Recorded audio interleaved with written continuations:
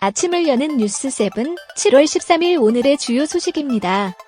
가상자산 투자 열기가 식지 않는 가운데 투자자 보호를 명분으로 내세운 관련 법안들이 쏟아져 나오면서 혼란이 가중되고 있습니다. 상당수 법안의 내용이 겹치는 게 문제입니다. 법을 새로 제정하느냐 아니면 기존 법을 개정하느냐를 놓고도 의견이 분분합니다. 현재 국회 정무위 심사를 거치고 있는 가상자산 관련 법안은 모두 6개입니다. 제정안과 개정안이 각각 3개씩입니다. 이 법안이 쏟아져 나오면서 심사기간이 길어진다는 것이 가장 큰 문제입니다. 비효율성을 줄이기 위해 기존 법률을 개정하자는 주장이 나오는 이유입니다. 금융위 관계자는 어떤 방향성을 가지고 접근할 것인지를 국회와 함께 고민하겠다며 각종 불법 행위가 발생하지 않도록 검경 등 관련 부처와도 긴밀히 협력하겠다고 말했습니다. 금융당국이 가계대출에 집중해온 인터넷은행들이 향후 기업대출로 여신 영역을 확대해도 추가적인 예수금 대비 대출금 비율, 이른바 예대율 특례가 없을 것이라고 밝혀 업계에 관심이 집중되고 있습니다. 앞서 국회 정무위 전재수 더불어민주당 의원은 정무위 전체회의에서 인터넷은행의 예대율 기준을 개선해야 한다고 금융위 측에 제안했습니다. 이에 금융위는 서면으로 신중하게 검토해야 할 사안이라 판단된다며 사실상 전 의원의 제안을 거절한 것입니다. 인터넷은행들이 이미 예대율 규제망에서 벗어나 있어 또 다른 혜택을 제공하면 봐주기식 논란이 불거질 수 있다고 금융위가 판단한 것입니다. 현재 금융당국은 인터넷은행이 개인 사업자와 법인 등 기업 대출을 취급하지 않는 경우 별다른 가중치를 적용하지 않고 예대율을 산정토록 하는 특례를 인정하고 있습니다. 인터넷은행은 전체 신용대출 중 과거 신용등급 기준 4등급 이하 차주 비중이 12.1%밖에 되지 않는 등 고신용층을 대상으로 보수적인 영업을 한다는 지적을 받아왔습니다. 코로나 여파로 모바일 라이브 커머스 방송이 온오프라인 유통가 대세로 자리 잡고 있습니다.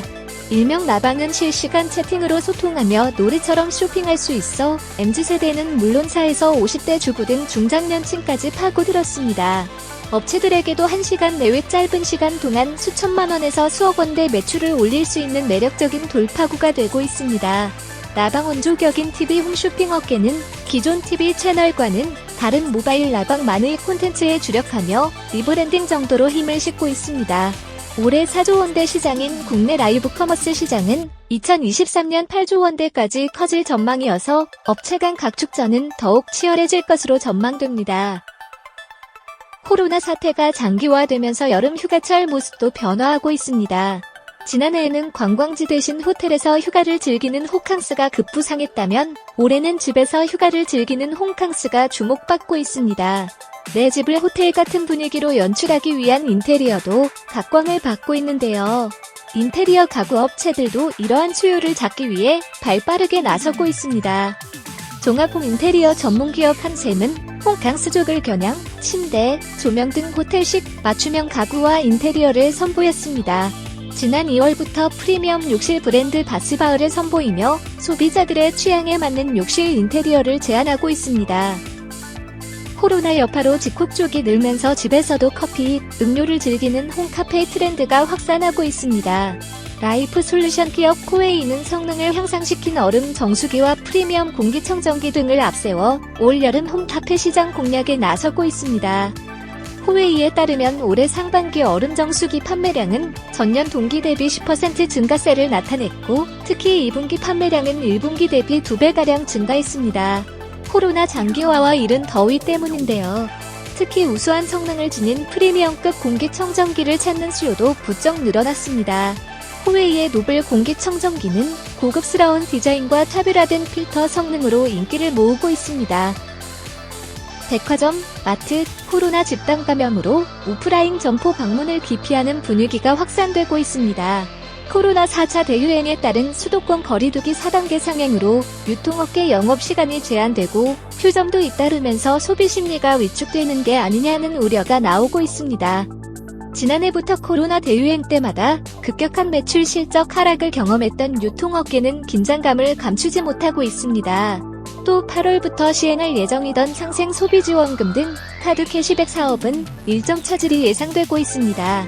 일각에서는 오프라인 등에서 사용할 수 있는 카드 캐시백 사업을 취소하고 취약계층을 지원해야 한다는 의견도 나오고 있지만 정부는 예산을 투입해서라도 소비 진작을 위해 강행한다는 입장이어서 주목됩니다. 농심은 신라면 출시 35주년을 맞아 화끈한 변신에 도전한다고 밝혔습니다. 신라면의 매운맛을 새롭게 재해석한 신제품 신라면 볶음면을 국내와 글로벌 시장에 함께 출시하며 매운맛의 새로운 기준을 제시하겠다는 것입니다.